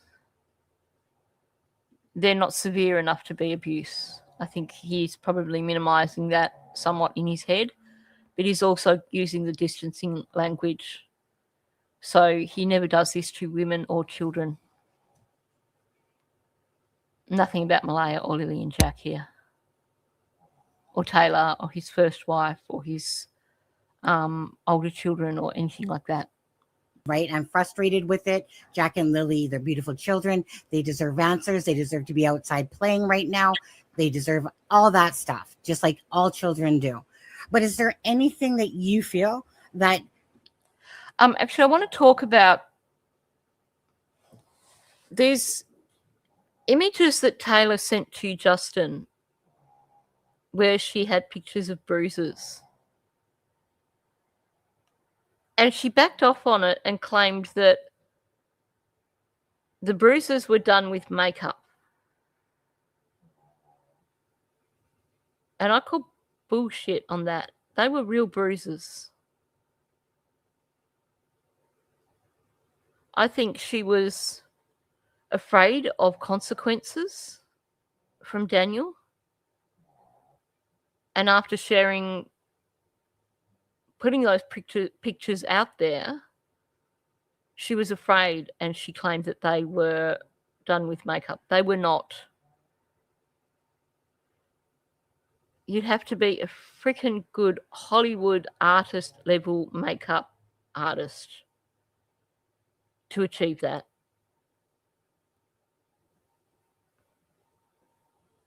I do think that it was a classic situation of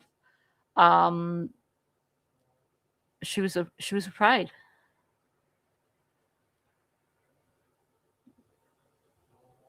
Yeah. That wasn't done with AI. That they were real bruises.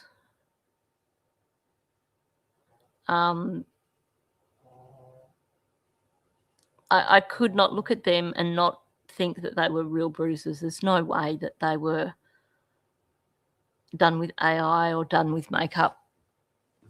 She was just scared.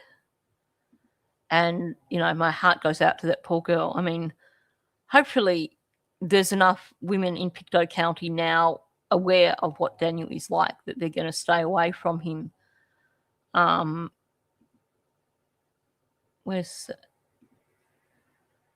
Yeah. That's, you know. Yeah. And that's why she claimed that the photos were fake.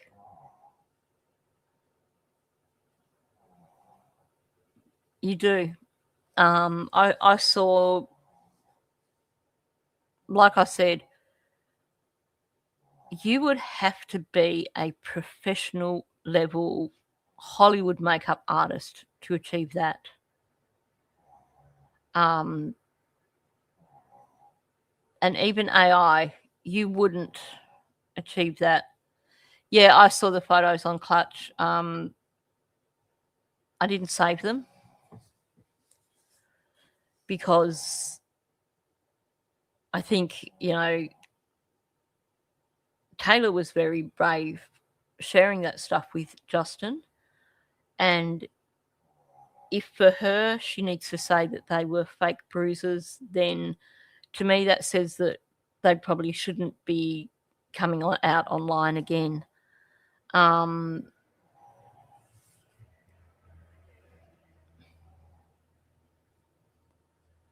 Welcome in Maymar, and also welcome in Anna.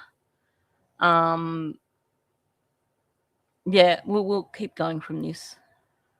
That you feel like that you could say that might change people's minds about you not telling the truth versus that you're being truthful, because you're kind of at that point where, you know, like in all fairness, Daniel, where pretty much most people don't believe a lick of what you're saying, and it's because of the inconsistencies. Mm-hmm. But I mean, I could clear up any inconsistencies that you bring to light. I have no issue doing that. And the biggest thing I want to clear up is I never ever abused any women or children. Yeah, and go ahead. That's one of the biggest things that I'm judged on, that for what other people say and what other people have, you know, hearsay or third party actions or third party hearsay. Daniel, when it comes directly from your ex-girlfriend, that's not hearsay. When you have text messages between Belinda and Malaya where Malaya is telling Belinda these things, that's not hearsay. And Taylor and Malaya both in text messages to people have said what you did. That's not hearsay. That's a first-hand account from the people who you did it to. And Malaya, in her messages to Belinda, spoke about how it was mostly Jack that you targeted, but there were times also when you targeted Lily. That's not hearsay, Daniel, because that is coming directly from Malaya in text messages to Belinda.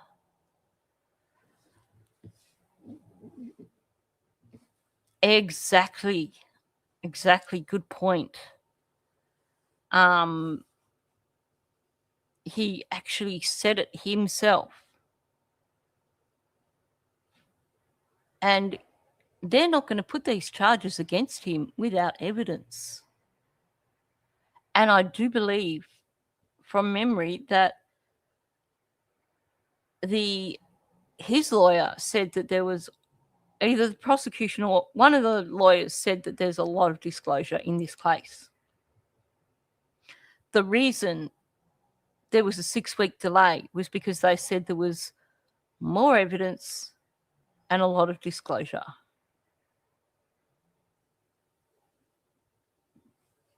It is. My heart breaks for those two children because there's a lot of things there for them to process, a lot of things that children that age cannot process. And I really, really hope that they are being given access to whatever support they need. And yeah, I think it's something that I forget sometimes. Daniel very, very nonchalantly talks about Baby M as collateral damage, but those two children are collateral damage as well.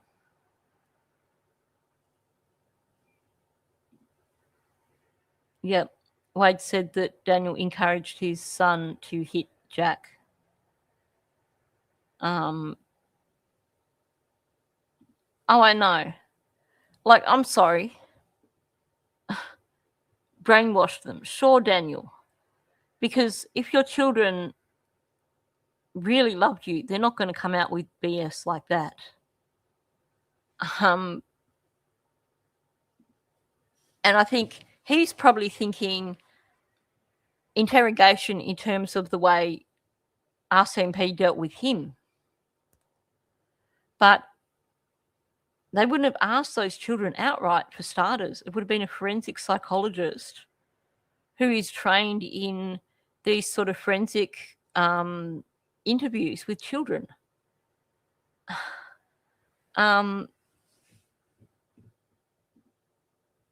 Yeah, it's frightening. Yeah, and that was so obvious. Like, as if Malaya would do that. Like, it just sounds so much like a Daniel thing. Yeah, there was an add-on. I can't even see my own children. Yeah, thanks, Daniel, for saying it that way.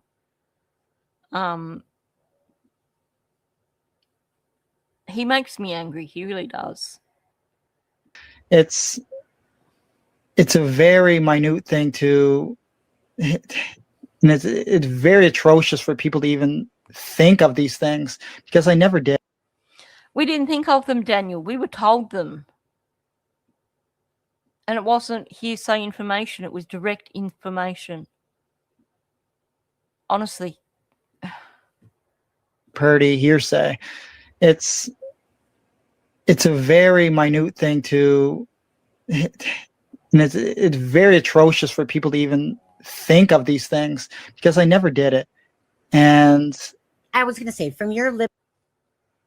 Because I never did it. Again, very, very completely distancing there. There's very general, specific. You never did what, Daniel? What exactly are you telling us you never did? Because you've been very vague. Oh my God, yeah, it is again. We're back to the it. What the F is it? What is it? Malaya wants to know. Well, Malaya said it should have never happened. Janie said this is where it happens. And you're saying you never did it. What is this it that everyone is talking about? This moment in time, this single event that occurred that means that Lily and Jack aren't here. Because all of you are speaking about it. What is the answer to that? Yeah, definitely. It's a very minute thing. And also playing the victim here, and it's very atrocious for people to even think of these things.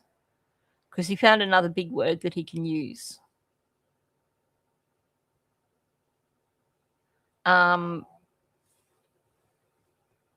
Complete deflection, minimizing, all those things. No accountability. No. If you listen right through this again, and I'll run it back, there's nothing solid here from him. He's not finishing his sentences. He's not throwing in any specifics.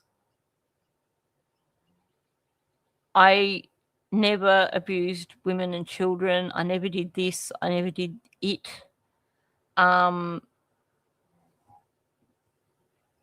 Yeah, someone needs to actually say what it is. Because you've all brought it up.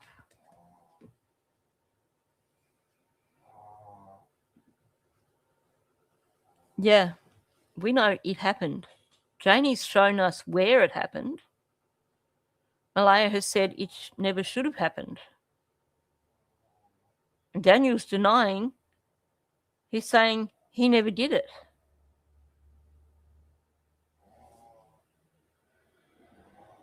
Yep.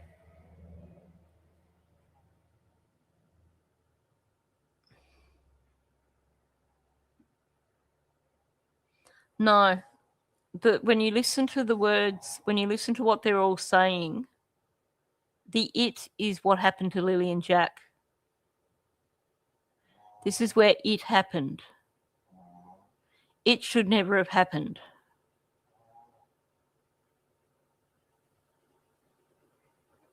Daniel never did it.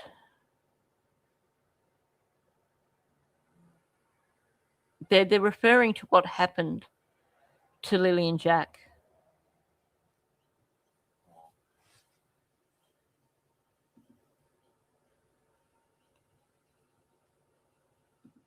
Yeah. Sonny did a bloody good job.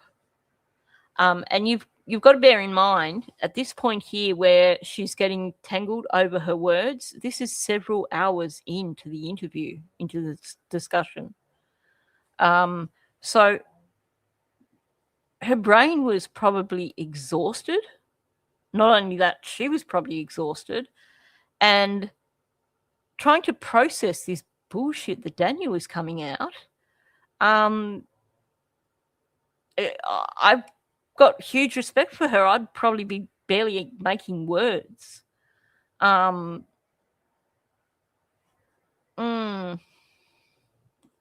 Just run it back a little bit so we can hear Daniel's BS. Hopefully that's enough.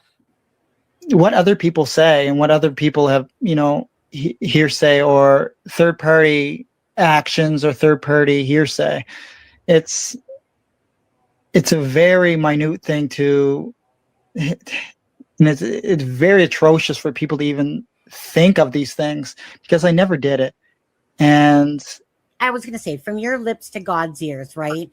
Because again, only you know the truthful answers to this. The public is just wanting answers. Nice comeback, Sonny. Nice comeback. Yeah, it's a minute thing, minimizing.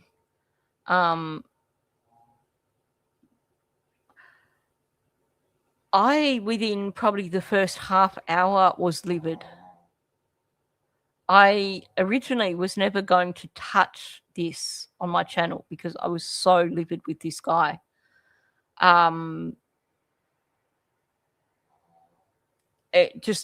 This has been the worst from him, because he came out acting like he was deflecting, he was deflecting, he was minimizing, he was acting like he's a saint, acting like he's all born again and he's seen the light, and coming out with this BS stuff like, well, all people with ADHD are narcissists. Like, for heaven, yeah. Yeah, that's puppy snores in the background. Amira is just completely out for the count. Yeah, it is grandiose, that's for sure. Yes, and that fits in with it as well. If I'd just gotten up to see the kids, this would never have happened. So what is it? What is this? What happened? They all talk about it, but they don't talk about it.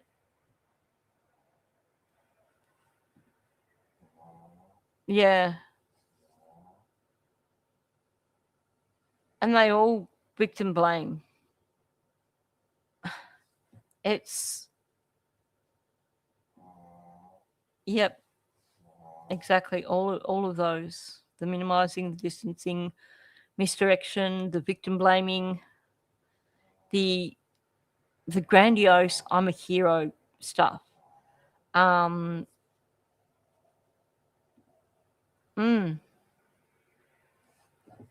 do you blame yourself, Janie? If I'd have gotten up, this would have never happened. Because you went in, when you finished your fencing, you went inside and left the children outside on their own. Is that it, Janie? Or is it because you heard stuff going on in the trailer and you stayed in your RV because you were scared of Daniel? Or is it both?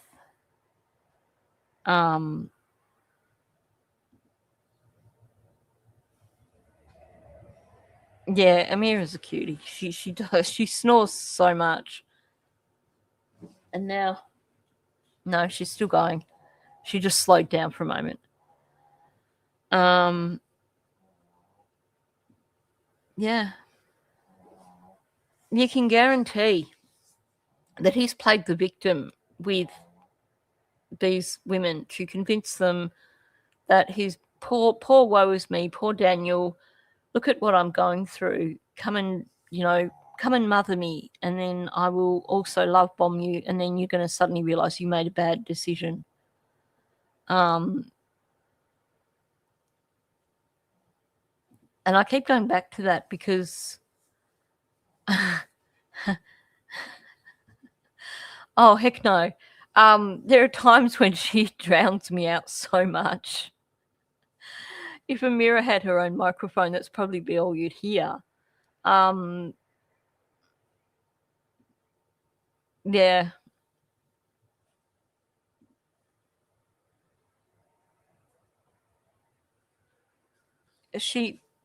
It sounds like Janie did know what was going on. Her words make it sound like she knew and she wasn't interfering.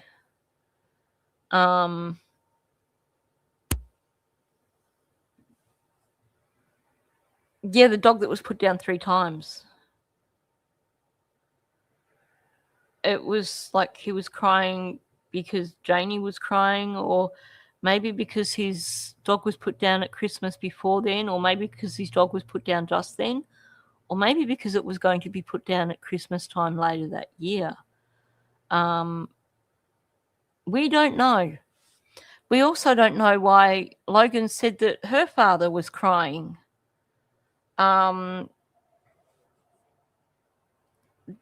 There's questions. There's definitely questions.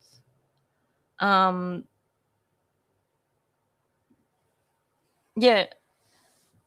didn't want to go into town. She was going back to bed.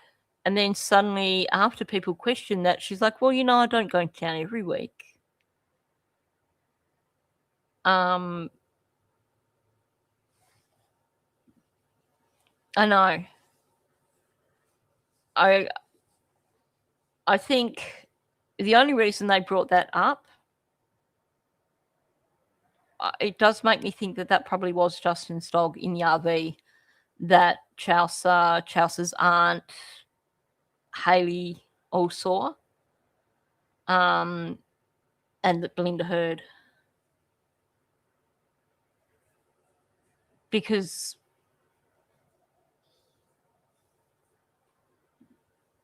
I do believe she's referring to Thursday night. When you listen to the way she talks about it and talking about the kids being outside unsupervised, and at one point when she talks about going back in on Thursday night, she kind of gives herself away and says that the children were left outside unsupervised. So what I want to know from Janie is that, do you blame yourself for going inside when they were still outside? Is that what led to something happening? Or do you blame yourself because when Daniel yelled at the children and you heard him yelling at the children and they went inside, that when the yelling and stuff didn't stop, something happened and you blame yourself for not stepping in then? That's my question for Janie. Yeah, and unless a vet comes out and says, oh, I put that dog down, I don't think we'll ever know.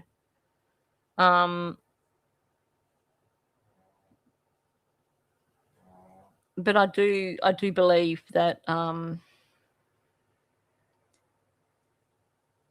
I believe that's what Janie's talking about in terms of she blames herself.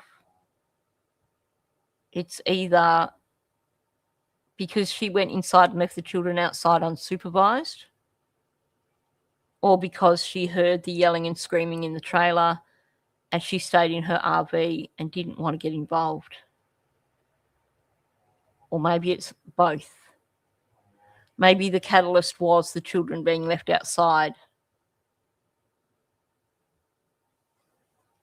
Maybe one day we'll know, but I do wonder.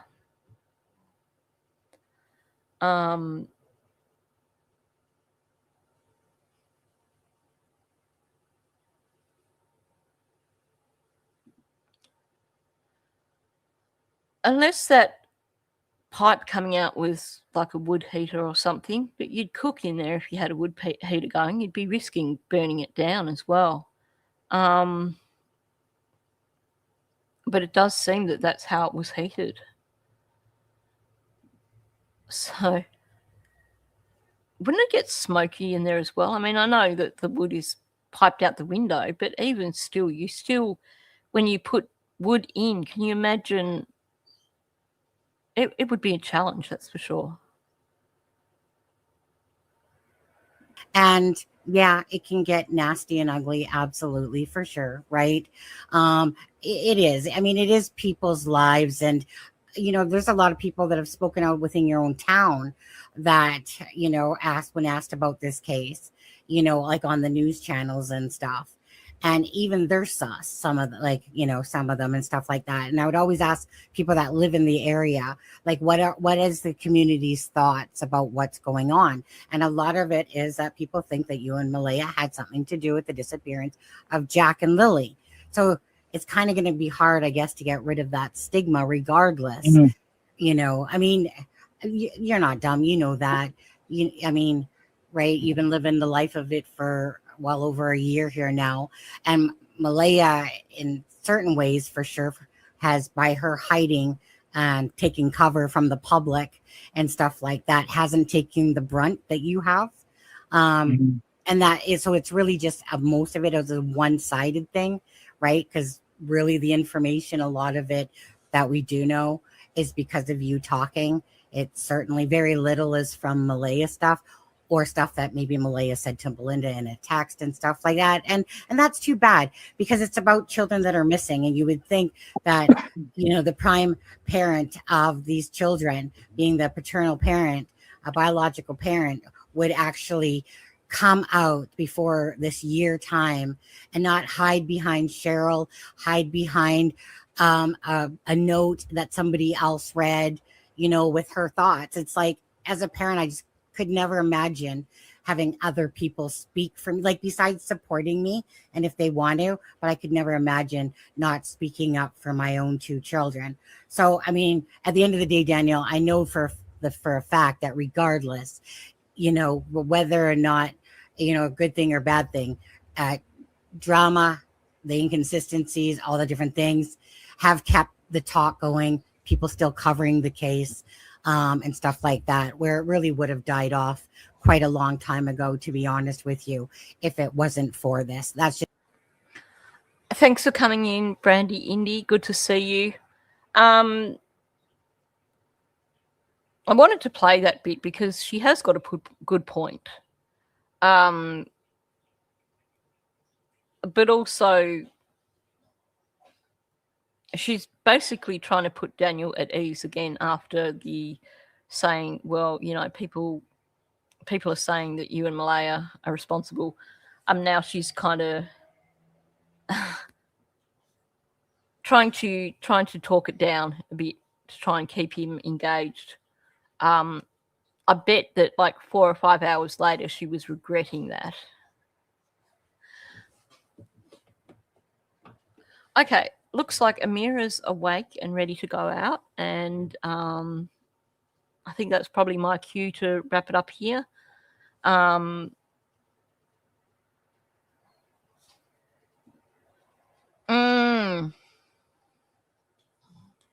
He assumed the worst because he thought he was going to get arrested.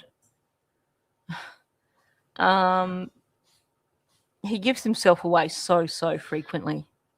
He doesn't realize he's not the brightest. He really isn't. Yeah, no, that's my cue to wrap it up, I think. So thank you for coming in. If you haven't already hit the like, please do hit the like. I very much appreciate that. If you're listening on replay, please leave a comment or even come back and leave a comment. If you are new, please subscribe. And I'm hoping to get another one of my Malaya videos done today, another analysis video done. So keep an eye out for that. It'd probably be tomorrow morning if you're in Canada or the States, but I am aiming to work on that today. So thanks for coming in, everyone, and I'll catch you in the next one.